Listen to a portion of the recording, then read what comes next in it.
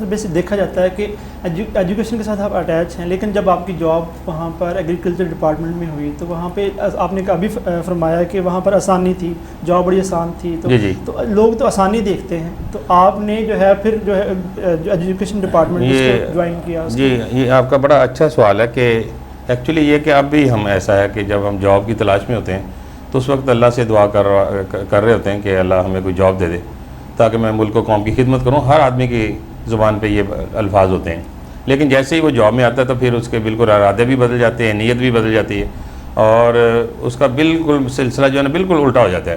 وہ کام نہیں کرنا چاہتا، کام چور بھی ہو جاتا ہے، اور پھر کوشش یہ کرتا ہے کہ میں کم سے کم وقت جو ہے وہ دوں ملک و قوم کو، اور پھر وہ اپنی ارننگ کے بارے میں زیادہ سوچتا ہے، اپنی قوم کے بارے میں، اپنے ڈپارٹمنٹ کے بارے میں بہت کم سوچتا ہے.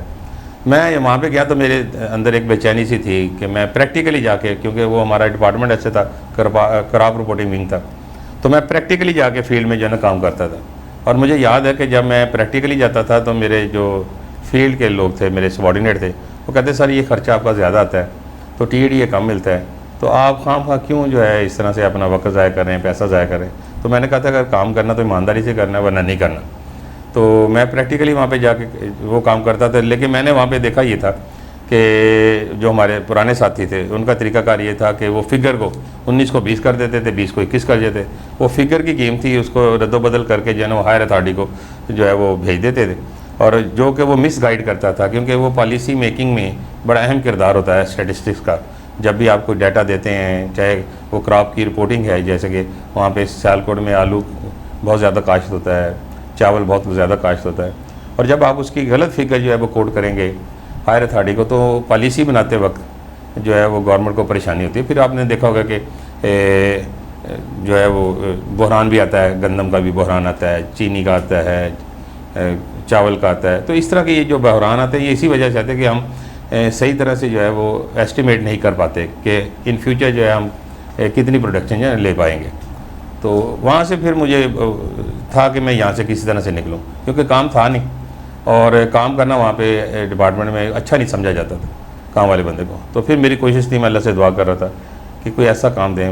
یہ میری خواہش تھی کہ میں ایجوکیشن ڈپارٹمنٹ میں ہوں، تو وہ اللہ نے میری پوری کر دی. تو اس طرح سے تھا کہ میری طبیعت جو تھی وہ کام کرنے میں جو ہے وہ زیادہ لگتی ہے، فارغ رہنے میں جو ہے وہ مجھے محسوس ہوتا ہے کہ کیونکہ یہ جو انسانی جسم اللہ تعالیٰ نے دیا یہ ایک نعمت ہے، اس سے آپ جتنا کام لے لیں گے. تو ایک دوست نے بڑا اچھا، یعنی ایک دفعہ ہم ٹریننگ پہ تھے تو بہت اچھی بات کی اس نے یہ کہا کہ سوال یہ کیا کہ آپ کے کتنے ہاتھ ہیں؟ تو ہم نے کہا یہ ہمارے 2 ہاتھ ہیں. تو عام طور پہ کہتے ہیں آپ کون سے ہاتھ کو زیادہ استعمال کرتے ہیں؟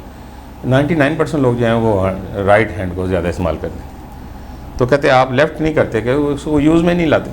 تو کہتے ہیں کبھی آپ نے دیکھا ہو کہ یہ جو ہمارا رائٹ ہینڈ ہے یہ کام کرنا چھوڑ دے اور یہ کہے جی مجھے تو یعنی 35-40 سال ہو گئے آپ مجھے استعمال کریں، آپ لیفٹ ہینڈ کو تو کچھ کہہ ہی نہیں رہے.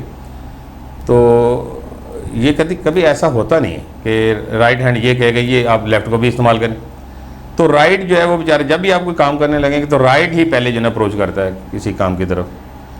تو ایسا نہیں ہوتا. اور پھر یہ دیکھیں کہ جو دونوں ہاتھوں میں زیادہ جو استعمال ہو رہا ہے وہ رائٹ ہینڈ ہے. اور پھر ہمارے ٹرینر نے یہ کہا کہ مجھے یہ بتائیں کہ ان دونوں ہاتھوں میں طاقت کس میں زیادہ ہے؟ تو وہ ڈیفینیٹلی جو زیادہ استعمال ہو رہا ہے، جو زیادہ استعمال ہو رہا ہے، جتنی باڈی زیادہ استعمال ہو رہی ہے وہ زیادہ اس میں طاقت بھی آ رہی ہے. تو مقصد بات کرنے کا یہ تھا کہ اگر آپ زیادہ کام کریں گے آپ کا دماغ زیادہ ایکٹیو ہوگا، اور اگر آپ کم کام کریں گے تو آپ اتنے پیسے ہو جائیں گے. تو جتنا استعمال کریں گے باڈی کو اس کے استعمال سے آپ کے اندر مضبوطی آئے گی، کمزوری نہیں آئے گی. لیکن لوگ جو ہیں وہ اس کا الٹ کرتے ہیں کہ وہ چاہتے ہیں کہ ہمیں ریلیکس ماحول ہو، کام نہ کرنا پڑے، تنہا پوری ملے. تو میں جو ہے اس طبیعت کا بندہ نہیں ہوں. اوکے سر آپ نے بھی بات کی کہ آپ جو ہے جب آپ پڑھتے تھے تو ٹارٹس کا بھی جو کانسیپٹ نہ ہونے کے برابر تھا. جی. تو اگر ہم اس کو کمپیریزن کریں آج سے 30-40 سال پہلے کی اگر ایجوکیشن کے حوالے سے بات کریں تو اس وقت جو ہے بڑی ایک قسم کے جو ٹیچرز تھے بڑے انتھوزیاسٹک تھے، ایک مطلب پڑھنے کا جذبہ تھا، اسٹوڈنٹس کے اندر بھی پڑھنے کا جذبہ تھا. گھر سے جیسے بھی آپ نے کہا کہ وہ مطلب اپنے جو ہے ٹارٹ سسٹم کو لے کے گھر سے جاتے تھے. تو اگر ہم آج دیکھیں آج کل کے بچے میں سہولیات تو میسر ہیں لیکن ان کے اندر کریکٹر بلڈنگ کا جو ایک ایلیمنٹ ہے وہ نظر نہیں آتا، اور معیاری تعلیم کا جو کانسیپٹ ہے وہ بھی نہ ہونے کے برابر ہے. تو آپ کیا سمجھتے ہیں اس چیز کی کمی کو کیسے پورا کیا جا سکتا ہے؟ دیکھیں جی بات یہ ہے کہ آپ نے بڑا اچھا سوال کیا کہ جب سہولیات نہیں تھی تو اس وقت ایجوکیشن بڑی اچھی تھی. عام طور پہ یہ کہا جاتا ہے کہ جتنے بھی ہمارے بڑے سینئرز ہیں ہائر اتھارٹیز میں کام کر رہے ہیں تو وہ اکثر یہ کہتے ہیں کہ جی اس دور کے جو ٹیچر جو بڑے کمٹمنٹ والے تھے, وہ بڑے کمیٹڈ تھے, بڑی محنت کرواتے تھے, ان کے پاس چیئر بھی نہیں ہوتی تھی, فرنیچر بھی نہیں ہوتا تھا, ایک درخت کے نیچے اس کے سائے کے نیچے بچوں کو بٹھاتے تھے اور ان کو ایجوکیٹ کر رہے ہوتے تھے اور رزلٹس بڑے اچھے آتے تھے. اور وہاں پہ ہمارے جو ہے وہ جو طالب علم تھے وہ بیوروکریسی میں گئے ہیں, آرمی میں گئے ہیں, میڈیکل میں گئے ہیں, مختلف شعبہ جات میں گئے ہیں, تو وہاں پہ جو ہے وہ بڑی یعنی ایجوکیشن دی جا رہی تھی. اب تمام سہولتیں موجود ہیں اساتذہ کے پاس لیکن وہ نتائج نہیں آ رہے. تو یہ بڑا اچھا سوال ہے اور اس کو ذرا غور بھی کرنا پڑے گا کہ جب وہ ٹیچر جو ہے ایجوکیٹ کر رہا تھا تو اس کو سوائے ایجوکیشن کے اس کے پاس کوئی ایکسٹرا ڈیوٹی نہیں تھی. اب ہوا یہ کہ ہم نے استاد کو کلاس سے نکال لیا, ہم اس کو بہت سارے کام دینے شروع کر دیے. ان میں پولیو ڈیوٹی ہے, ڈینگی کے انفارمیشن ہے, پھر اب ہماری صفائی ستھرائی کی جو ہے وہ انفارمیشن ہے, پھر اب ہمارا بجٹ ہے, ٹھیک ہے, پھر ہمارے جو چیکنگ ہے وہ میرے خیال میں یہ کئی ایجنسیاں جو ہے وہ اس ٹیچر کو چیک کر رہا ہوتا ہے. محکمے کمزور ہوتے جا رہے ہیں, افسران کے پاس اختیارات کم ہوتے جا رہے ہیں.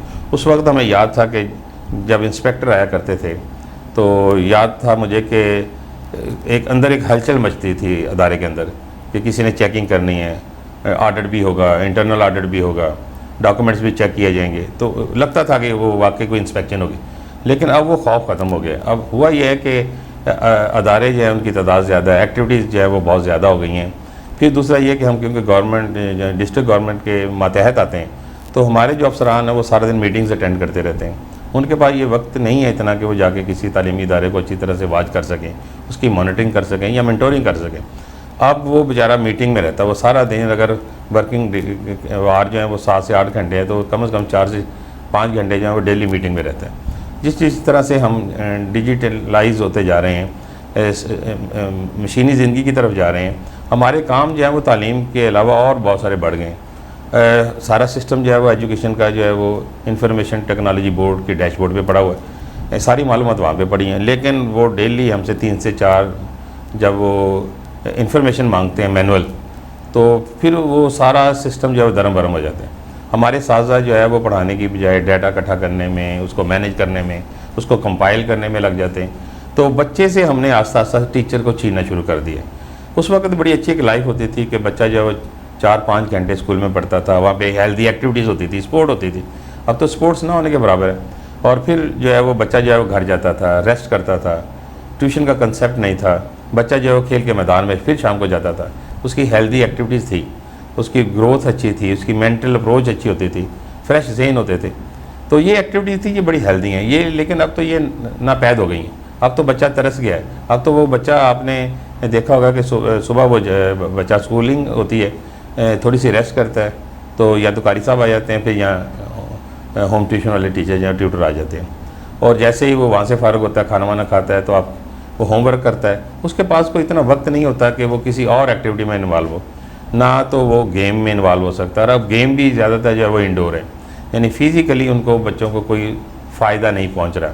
اور جس سے ان کی جو مینٹل اپروچ ہے وہ ایک حد تک جو ہے گرو کر رہی ہے, اس لیول پہ نہیں جا رہی جس لیول پہ جانا چاہیے تھا. تو یہ ہماری بدقسمتی کہہ لیں کہ جب تک ہمیں وہ سسٹم ہم میں نہیں جائیں گے اس وقت تک ہم وہ نتائج حاصل نہیں کر پائیں گے جن کی ہمیں جو ہے وہ تلاش ہے. سر ابھی آپ نے فرمایا کہ جو انڈور گیمز میں زیادہ اسٹوڈنٹس جو ہیں وہ مطلب بزی نظر آتے ہیں, تو آپ یہ نہیں سمجھتے کہ یہاں پر گورنمنٹ اسکولس کے اندر جو پہلے بڑے بڑے گراؤنڈز ہوا کرتے تھے تو اب وہ آہستہ آہستہ ان گراؤنڈز میں رومز بنائے جا رہے ہیں اور وہاں پر نہ کھیلوں کا کانسیپٹ جو ہے جس میں کرکٹ ہے, فٹ بال ہے یا ہاکی, اس کا کانسیپٹ ختم ہوتا جا رہا ہے. تو اس کی کمی کو کیسے پورا کیا جا سکتا ہے؟ ایکچولی یہ تھا کہ کوئی 15-20 سال پہلے تک ایسا تھا کہ ہماری ایسوسیشن ہوتی ہے, ٹیچرز کی ایسوسیشن ہے, ہیڈ ماسٹر ایسوسیشن ہے, تو ایک بڑا اچھا شیڈیول جو ہے وہ جاری ہوتا تھا گیمز کا. وہاں پہ پہلے جو ہے وہ اسکول کے اندر گیمز ہوتی تھیں, پھر مرکز کی سطح پہ ہوتی تھی, پھر تحصیل لیول پہ ہوتی تھی, پھر اسی طرح سے ڈسٹرکٹ لیول اور پھر بورڈ کے جو کمپٹیشن تھے وہ ہوتے تھے جس کو ہم ڈویژنل جو ہے کمپٹیشن کہتے تھے, وہاں پہ جو گیمز ہوتے تھے. اور اس طرح سے یہ کہ تقریباً ہر بچہ انوالو تھا. کھیلنے والے بھی اور دیکھنے والے تماشائی بھی. گراؤنڈوں کا استعمال میکسیمم تھا اور وہ ہم فیزیبل ٹائم رکھا کرتے تھے جب نہ گرمی ہوتی تھی نہ سردیاں ہوتی تھیں.